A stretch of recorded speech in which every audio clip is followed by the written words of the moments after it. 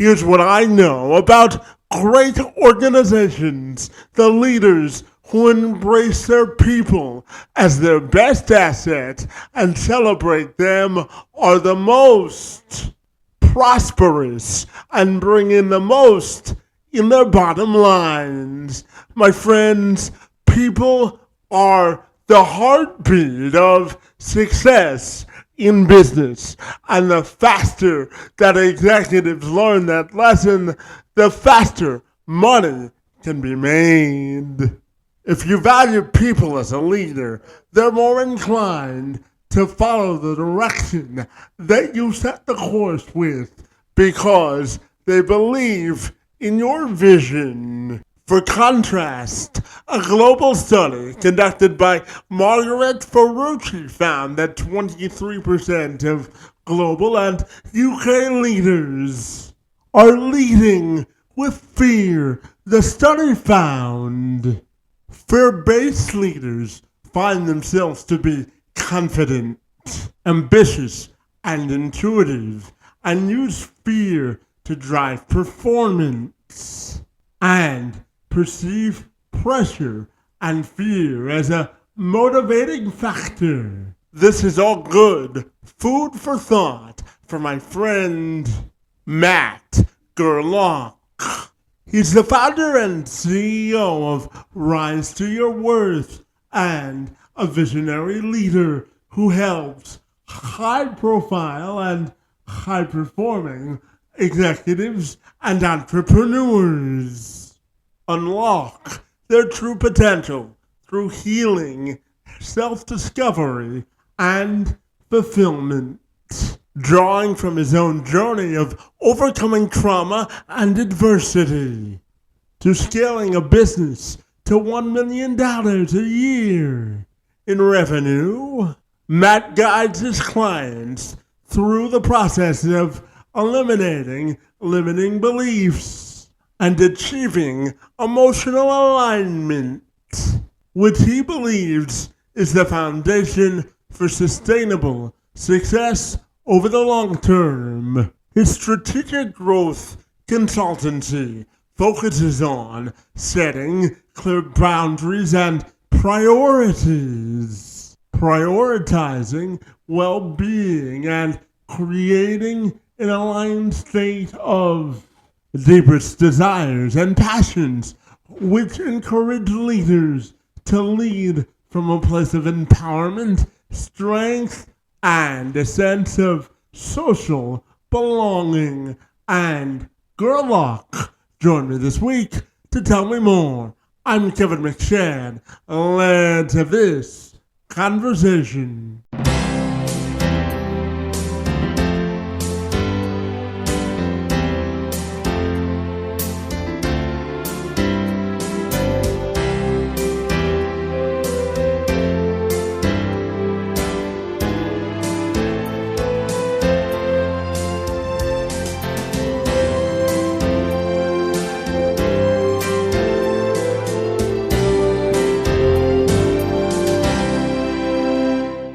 Matt, if you're ready, I'll take a moment to welcome you to the program, and I'm super excited about talking to you today about how you're impacting the world to make it a better place. Great to see you, and happy Monday to you, my friend. Thank you. Thanks for having me. Yeah, no problem, and I know that your professional journey started back in 2010 in the corporate space, my friend, where you were selling a product and you went on a journey of self-discovery, my friend. So I'm wondering if you can tell me about that journey and how it impacted the person you are today. Thank you for asking that. And yeah, I'm 41. My career started when I was, I've been working since I was 15, but about 2005 was when I started professionally after graduating college. But I really like to say my life really started in 2010. And that was when I moved to New York. I was living in Los Angeles, and I'd always had the dream of moving to New York. And professionally, the work that I was doing in Los Angeles was no longer really fulfilling me emotionally nor financially. So it moved me to New York. I had very few friends in New York, very few established social people to fall back on, and I landed a job. I reached out to everybody I knew, and I landed a job for a consumer product brand in the baby sector called Aiden NNA, and it was working for an entrepreneur. The company was brand new, and the woman who started the company had a fantastic idea, and it really showed me that working for a big corporation was something that was not for me, and opened my mind up to how when we have an idea, we can put it to we can get to work and changing the lives of many people with that idea. And it wouldn't be really until about 15 years later that I actually had the idea to start my own business in a way that was going to help others as well. And I moved into a consulting role about 8 years ago. I did start a consulting business that was helping consumer product brands, but it never really was a fit. I mean, it just wasn't really that fulfilling for me, though it offered me the opportunity to grow and become who I am today. But I left the consumer product consulting business that I had started 8 years ago, earlier last year, and moved into a coaching and mentorship business. I am pursuing my love of cooking, and I'm hosting events for local business leaders and inviting amazing people into my house and cooking for them. Cooking's been something that I've always loved doing, and here I am today doing it. Yeah, absolutely, my friend. And I know at the age of 34, you said that your life started to send you wake up calls, my friend, on the direction of your life, and your blood pressure was up. I can relate to that. You know, my doctor's currently monitoring mine, so I can certainly relate to that, my friend. And I know that you used alcohol and marijuana as ways of coping. And when you were 34, you had sort of a life pivot, my friend. So I'm wondering if you can tell me about that and how it impacted you. Yeah, thank you. And I'm sorry to hear that you're struggling with your blood pressure as well. I hope that I hope that it gets under control well for you soon. Um, Yeah, well, I took it this morning, and it's going down, so that's always helpful, right? I'm glad to hear that. Yeah, so I mentioned this a few minutes ago, but when I started my business, I started this consulting business 8 years ago, and it was really out of sort of just I didn't know what else to do with my life. I was in New York still. I had worked for four different companies while in New York, and I was laid off from a job. It wasn't terribly tragic. I saw the writing on the wall, and I had been making very good money and saved money as well. And but I was really worried, and I a lot of it was because I just thought that money was safety. I didn't know that there was emotional safety. I didn't really know that anything else mattered in life other than making money. It's a lot just because that's how I grew up. And so when I was laid off from this job, I really started floundering. And I asked a friend of mine, I had this job that I had been laid off from offered a tremendous amount of freedom. And I did not want to go back to having somebody else tell me that I had to be in the office at 9 a.m. and stay till 5 p.m. or else I'd, not be meeting expectations. So I asked a friend and she was like, start a consulting business. And I said, okay, how do I do that? She was a consultant as well that started her own business, and she gave me a couple hours of her time, and I went off and started a consulting business. Um, Immediately, I started to be met with horrible worrying. I was worrying out of control. I was depressed. A lot of it was because I didn't know how to value myself appropriately. I was taking on I had six clients. The services I provided were really sales and marketing services for small and medium consumer product brands. And I took on clients. I really didn't have any qualifiers. If they were willing to give me money, I was willing to do anything within my power to make them successful. And I immediately, I immediately was in over my head. I took on six clients. I was charging way too little money, and I had no boundaries. I was not able to say no. I didn't understand. Like a big part of my role was sales, and I would be earning business that needed to be fulfilled. And I quickly realized that my clients, in many cases, didn't have the adequate internal teams to fulfill what I had brought their way. So I had to become the operations person. I had to repackage, learn packaging for these products, labeling, and everything that was necessary to fulfill these orders I was bringing in, and it was just absolutely killing me. And I went to the doctor because I was so worried. I was feeling so depressed and even suicidal. And she found out that I had high blood pressure. So great, adding insult to injury. And I started worrying incessantly about the medical problems that I was facing. And it was honestly horrible.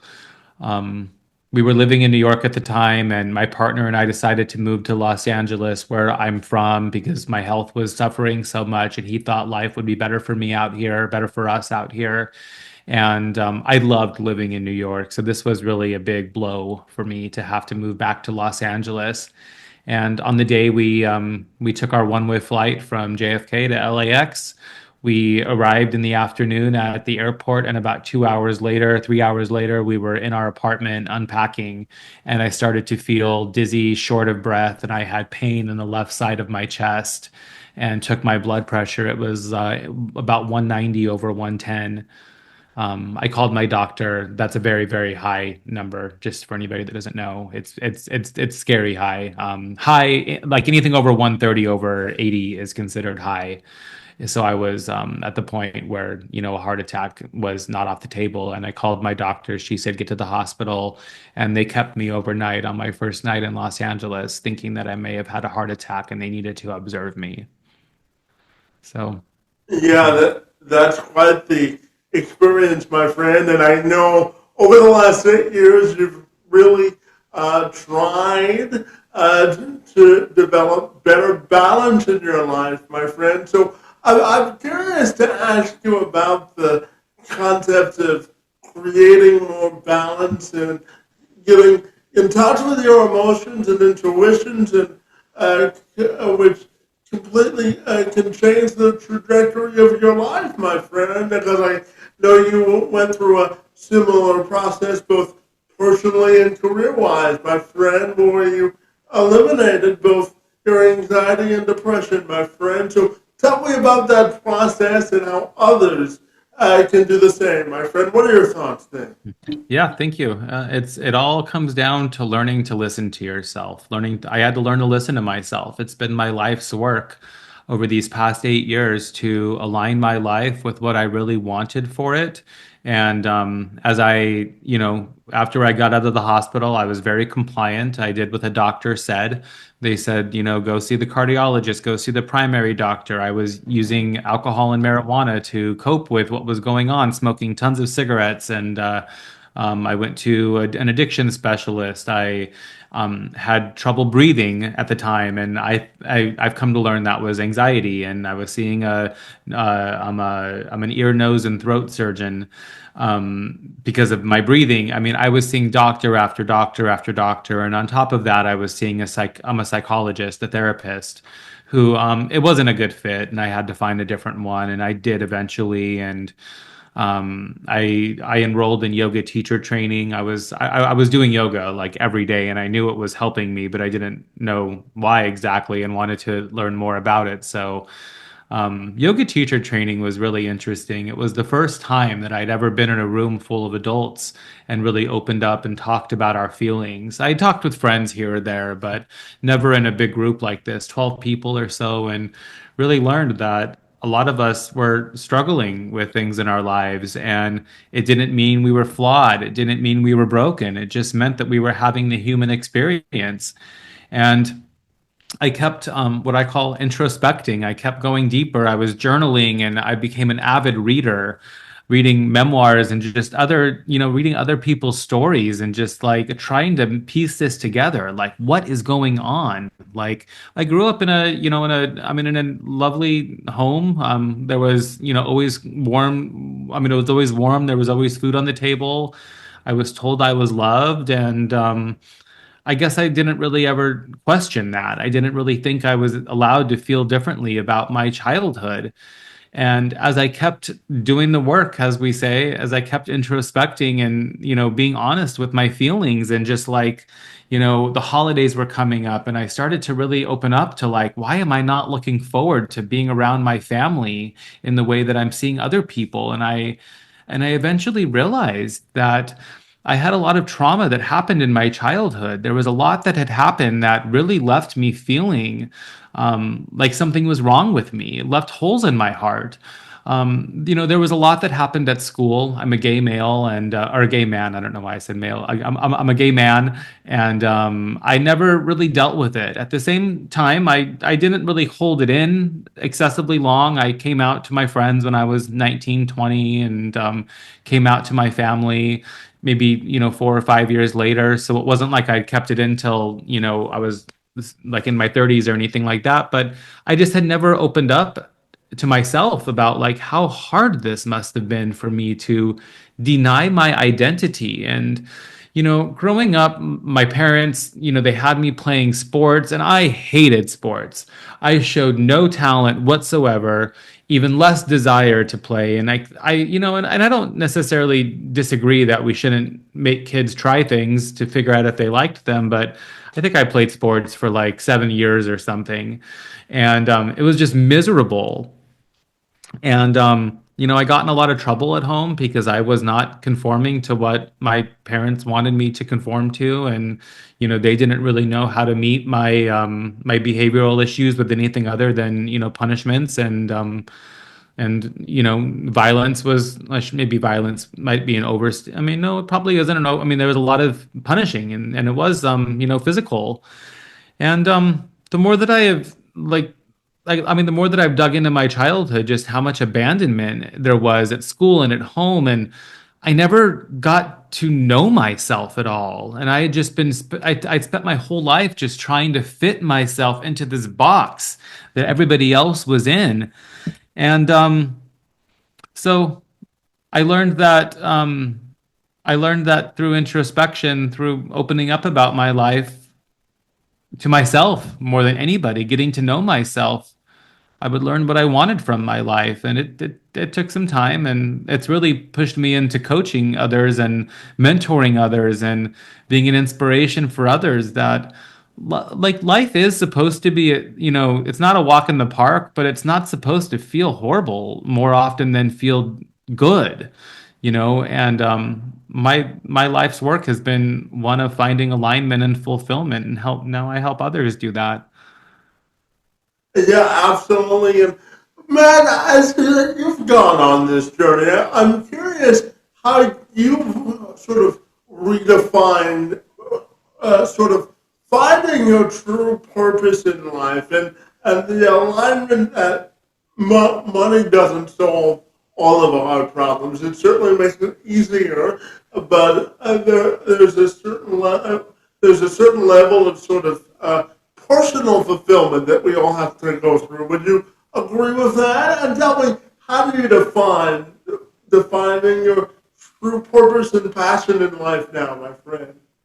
Yeah, thank you for that. And yeah, I mean, I think that I like my life, like our purpose is purpose is complicated. I think that there's different times in our life where we have different purposes. And I heard someone explain this the other day in such a way that made so much sense. Like, I don't know that many of us have our purpose in our 20s. I think our purpose in our 20s is to try a lot of things. I think one thing that I did really well at is I did save money. When I was working hard, I was saving more than a lot of people were, and it offered me it offered me the freedom now to really, once I found my purpose, or at least my purpose now, to go all in on it. But I think that we find our purpose through exploration, and we find it also through setting boundaries. And like a lot of those boundaries are with ourselves and saying like, I don't want to do this anymore. Like, you know, as I've really been talking more about my professional life, I've realized like there's a lot of like I kept myself in situations that like I knew my intuition was telling me like this isn't the right fit for you anymore, and I kept myself there. Um, when your intuition is telling you to try something new, like do it. And I think so many of us think that life needs to be linear. Our income needs to keep going up with each step we take. And our life, we need to look at it like more of a like over a span. Like we look at the stock market over a span. Like there are fluctuations, and there are times when we are on top of the world financially, and there are times when we have to pull back and we have to like really prioritize our fulfillment and our happiness and an exploration, taking a risk over just this constant monetary climb. And our purpose develops over time as as we try new things. And for some of us, our purpose, and I think this is really freeing also, not all of us need to find purpose in our professional journey in the same way. Some of us are fine going to work and performing just performing a task because at home we have a purpose. Some of us are parents and we find that to be our purpose.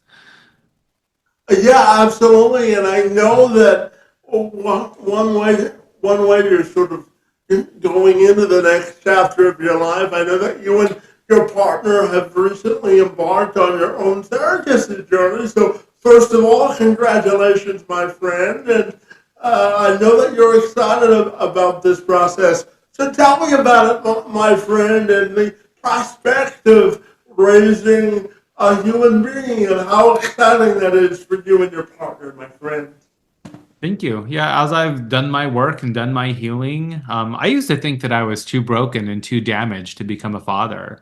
And the more that I healed, the more that I grew, the more I realized that there's no such thing as perfection. I guess I thought that I had to be perfect to be a father. And parents aren't perfect. No parent is perfect. We all do things that we wish we wouldn't to our kids. I think what I've learned, which has made me feel so excited to be a parent, is um, when we do something wrong, like or I shouldn't even say wrong, when we do something that we're not necessarily proud of, we're allowed to make mistakes in life, but we reconcile that by apologizing, and we can apologize to our children too. We should apologize to our children. Um, as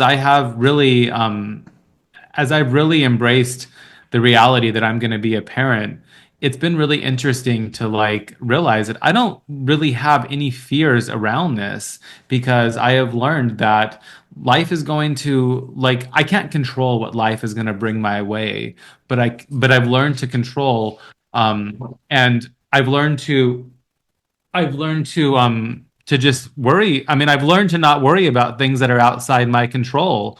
And as my partner and I are embarking on this journey right now, it's been really beautiful to see the growth that I have done really present itself during this journey. And I'm very excited and not worried in the least bit about this working out beautifully. Yeah, absolutely. Bringing life into the world is a beautiful experience. So I wish you the best of luck with that, my friend. And I'm also curious to ask you about your best piece of advice for anyone watching or listening to this who may be feeling stuck in their career and their emotions and psychologically drained, my friend. How do you think, or what's your best piece of advice to sort of reverse that course of action? What are your thoughts there, my friend? Well, I mean, we have to, like money doesn't solve all problems, but money does solve some problems. If you have, like, you need to have a backup plan, but there are so many options out there for a job. Like, if you're not fulfilled in your career, you need to try something else. You need to get yourself out of the situation you're in so you're able to try something else. And that happens with having a backup plan, having a cushion, whether it be moving in with family or friends, or whether you have a savings account that you can use to support yourself during this transition. It is important that you have some sort of backup, some sort of cushion for yourself. So if you don't have something like that and you are unhappy at work right now and you want to make a change, you need to start prioritizing that. And however that looks, if it means getting a roommate, Airbnb out part of your house, like it sounds crazy, but like when we start to realize like that we need this change and this change is really affecting us. Like one thing I've realized, like the situation that I was in when I was most unfulfilled and most unaligned, that was the worst case scenario. I live in a nice house. I have an expensive house payment, honestly. And as I've really started to navigate this change this big change that I've taken, I realized like none of this matters if inside I don't feel good, if I'm not fulfilled, and if I'm not happy. And it's really started to show me like there are changes, there are times in life where we need to downsize, and we need to get rid of some of our obligations so we can live that happy life. But if you're not happy, it's not going to get better. I have never seen anybody get enough therapy or get enough coaching or get enough help where they all of a sudden become satisfied in a career that they were not satisfied in. I would say listen to your intuition and start making the change and get yourself out of it, because this is likely your worst case scenario. It's only up from here. It only gets better from here. Yeah, absolutely. Life is what you make of it, my friend. I always say that life is our victory lap, and we're the authors of our own story, right? Yep. Absolutely, my friend. And I know that you run a program called Raise Your Worth, or Rise to Your Worth, rather. And I want to know about the impact it's making on people that you serve and how you came up with the name, my friend. Thank you. Yeah, my program, it's really a white glove service. So there's not like, I like to make it clear this isn't like week one, you have to do this, you have to fit into this box. I know that through the coaching and the therapy and the help that I've gotten in my life, I show up as myself, and I have felt the most impact and improvement from the people who are helping me, meeting me where I'm at. So I do the same with my clients, but I really work with entrepreneurs and executives that have checked every box right, and still are lacking fulfillment, and they've done everything right, but something is missing, and I help them align their lives, their businesses. I've been in sales and marketing my whole life. I'm pretty good at it. So I really help, entrepreneurs, especially with their growth objectives, and really help them get to a place where they feel aligned and fulfilled. And it's been the most gratifying experience of my life ever. So it's really a one-on-one coaching program, if I didn't say that, to make it clear. Yeah, absolutely. So, building on that, Matt, what do you think is the process or best piece of advice for aligning your passions with your career expectations and aspirations, my friend? How do you manage the two seamlessly, in your opinion? What are your thoughts there? Well, one of the things, how to align them. I am a big proponent of journaling or talking. Of just get practice on like talking, get the thoughts out of you, start to make sense of it. I know as I have been building this next phase of my life, there was so much there was so much ambiguity, and the more I talked about it, the more it started making sense. I would journal just incessantly, just like write, just to get this out of me so I can start making sense. So much clarity comes from just repetition and practice. And I would say that is an amazing place to start. I think journaling is the most accessible tool that's available. It's free, nearly free, the cost of a notebook and a pen. And you can write a little bit, you could write a lot, but just start to practice and like say what you want for your life. Start with the prompt of like, what do I want my days to look like? How do I want to feel at the end of my day? How do I want to feel at the beginning of my day? Um, but it's it all starts with this clarity, and this is one of the things that I help my clients with, because I know it's been so difficult for me. It's that I tried to like think my way through this. I tried to like build something before I was clear on what I truly wanted. And it all everything changes when we get that clarity. And sometimes it means to, I mean, sometimes it means to surrender and it means to do less so we can get that clarity on what we want for ourselves. We can't just always push, push, push. But it's important to just do what you need to get clear on what you want for your life.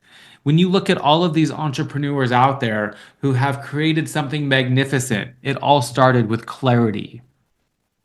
Yeah, absolutely. And Matt, I want to circle back to healing from trauma and building back from what some may consider an abandoned life and breaking through the generational sort of cycle of trauma in anyone's life and families. I know that you spoke about it briefly earlier, but I'm curious to know, what do you think is the key for people to know about the importance of this topic and really communicating what they need to get past or through this portion of their life? And what do you think commitment to this process really looks like, my friend? What are your thoughts there? On generational trauma, we just need to know that if we don't heal ourselves, we're passing this trauma on to the people around us.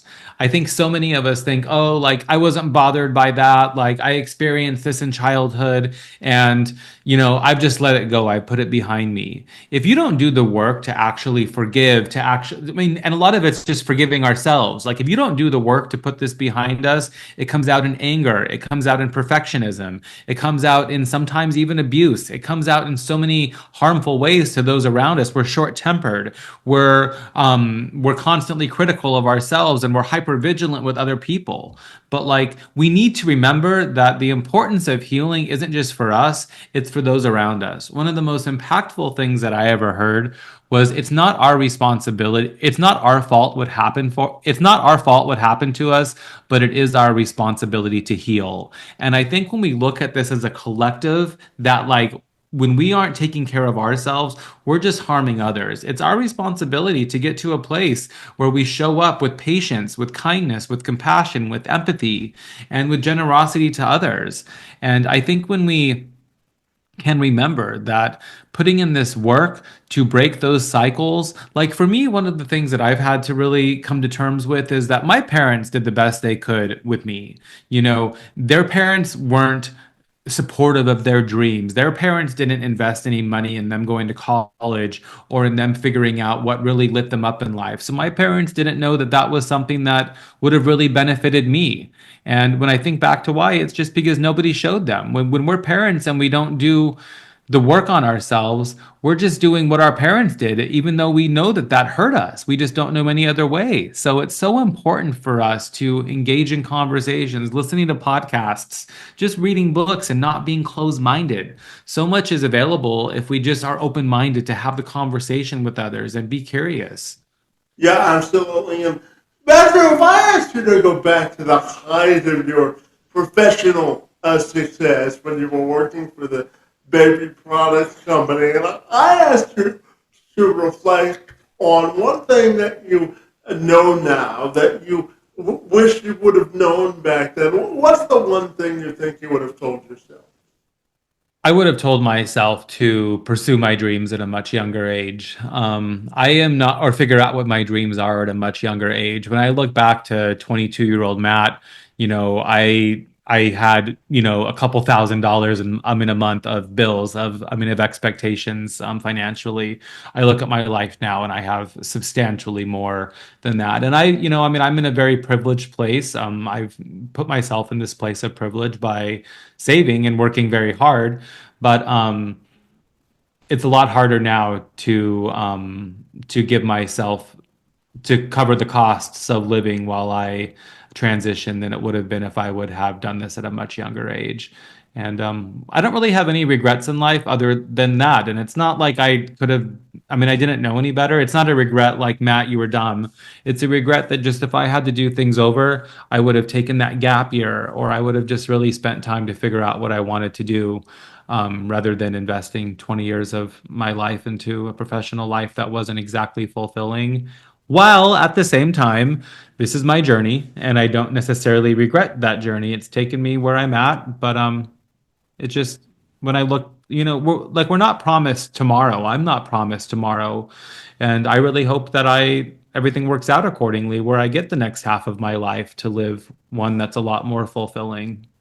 Yeah, absolutely. And Matt, what do you think it means to give yourself permission to have grace in life? Because, we're all going to stumble no matter how many degrees you have on a wall or how many years you went to school. We're all going to stumble and we all can learn something from experience. So tell me, what do you think it means to give yourself grace in life?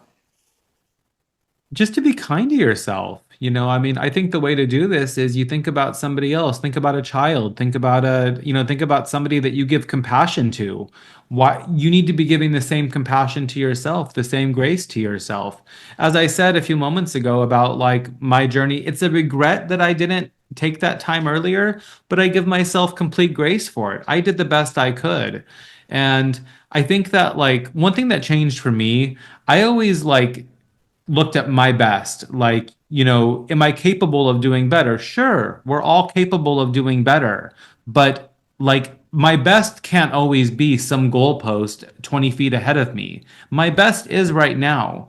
Given what given where I'm at right this moment, with what I know, with what I'm capable of, I'm doing my best, and we just need to honor that, and we need to have compassion for ourselves. I talk to all of my clients, almost every single person I've worked with over these years.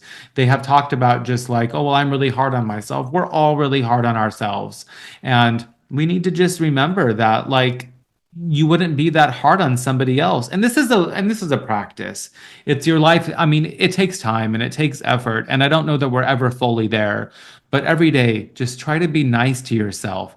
Realize that you are doing your best, and that's where grace comes from. Yeah, absolutely. And man, I've got two questions left for you. The Sure. first of which is, you mentioned that you are a gay male or a gay person, and I strongly believe that gay people have sort of a different perspective on life that we can all learn from because of the sort of obstacles that they have had to overcome. And, I was born with cerebral palsy, man, and I found out at 9 years old that I wouldn't be able to walk for the duration of my life. So I have also overcome obstacles, but as you know, the sort of rights of marginalized people are under attack now in America. And I'm wondering, how do you describe or look at an inclusive future for the LGBTQ community or other marginalized communities? I'm curious to get your thoughts there. How do I look? I want to be clear that I'm answering this correctly. What was the question in there? How would you define sort of an inclusive future for the LGBT plus community, and what's your greatest hope for the future of the community at large, my friend? Well, I would define it by saying that anyone who's marginalized, we should all have the same rights. um, I mean, I'm not sure that that's exactly where America's heading at right at this exact moment. It's been very surprising for me to see that so many organizations, I mean, it's just, with the new administration coming in, I'm just perplexed that this is something that has just been attacked. I didn't know that this was something that um, was so despised by so many people. I look at just even corporations, Target, the retailer Target, they've just all of a sudden taken all of their DEI initiatives off the table as well. And I'm not sure where this is all coming from. Um, and I'm not sure how it's going to affect it all, Miss All. Does it just mean that we're not focusing on it with a particular program, but like the rights and privileges that are extended to each of us individually are going to somewhat remain? or they're just going to be completely not. I mean, I'm not sure, but I think the way that the way that I mean, the way that I'm moving forward right now is, and I mean, this is a sensitive issue, and I think that a lot of us have different thoughts on it. But for me, I'm using this as an opportunity to turn inward a bit, to use my time. I'm writing a book. I have a couple books in me right now, and I'm writing and to write. I'm spending time with my more immediate friends and family. Like I mean, I don't necessarily see myself. Um, I'm not trying to change people's mind at this exact moment. I am mourning, I am grieving, and I am staying close with those who I feel safe around. And I would encourage anybody, um, if these times are challenging, which I'm sure they are for a lot of marginalized folks, for every marginalized folk, um, turn inward, find, stay with your tribe, stay with your people that are close to you. There is safety there, and just be present. At this moment, we have air in our lungs, we have water, we are safe. And that's just really, I don't think we can think so much about, what's going to happen 5 years from now. We don't know. And just try to be as present as possible. Yeah, and before I ask you my last question, you sparked me to ask this follow up.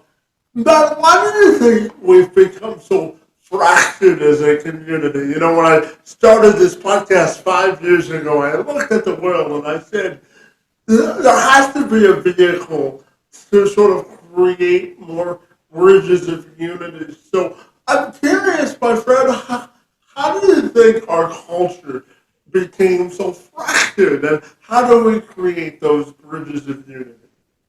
I think it's fear. It all boils down to fear. So many of us are just afraid. And when we're afraid, much like the trauma conversation we were having earlier, when we're afraid, we lash out. We do things that are drastic because we think that that is where safety is found.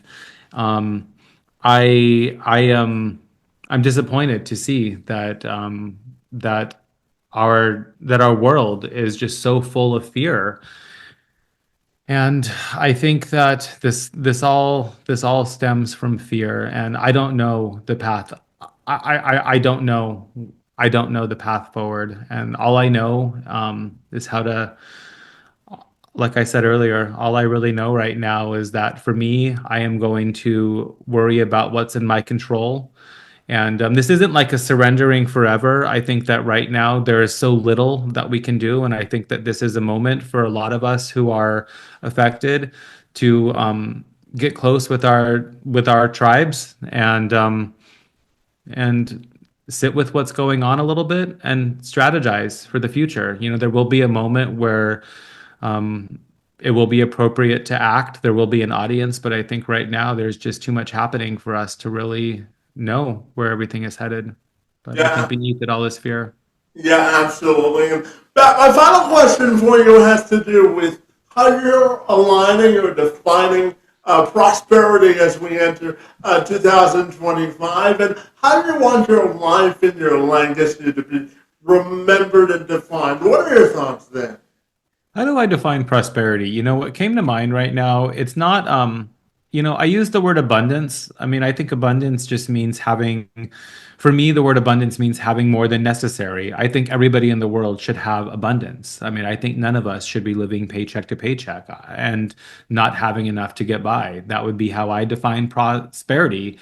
I don't necessarily think that people need to have billions and billions of dollars. I am fine with, people being excessively rich, but I just think that when I look at my life right now, having more things is the last thing that I am focused on right now. Prosperity for me is really inner peace, and having more than I need to get by, knowing that I don't need to worry about where my next meal is coming from and where the meal in a year from now is coming from either. How I want to be remembered.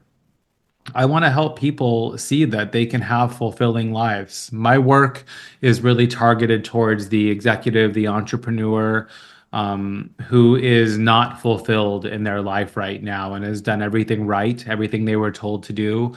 So I want to help people see that. they can really build the life that they want, that they find fulfilling. And I want to help people see that there is much more to life than just making more and more money. Yeah, absolutely. And Matt, finally, tell me if people want to get connected with you, buddy, what's the best way they can do that? You can shoot me an email directly at matt@mattgerlach.com. I'm on all the socials. And if you go to my website at the very top, there is a 6 step workbook that really is the distillation of my entire journey that jumpstarts anybody who's looking to help get definition to what they want that life for them to be and what's standing in the way of it. So you can go to the my website, mattgerlach.com, or a direct link to this download is at risetoyourworth.com. And in that download, there's a link to schedule a free 45-minute coaching session with me, so we can gain some elevation on where you're at right now and what you want to change. And I'm happy to work with anybody in that 45 minutes and help you work through whatever you're going through. But just happy to talk to anybody who needs me. Yeah, absolutely. And Matt, I think you're doing great work for both your community and for entrepreneurs at large, my friend. Your story is certainly groundbreaking and thought provoking, and I want to thank you for trusting me to share it with me today and for engaging in conversation. Your time on my behalf is most appreciated, my friend, and I want to thank you for being here. It's most appreciated. Kevin, thank you so much for having me. Good talking with you.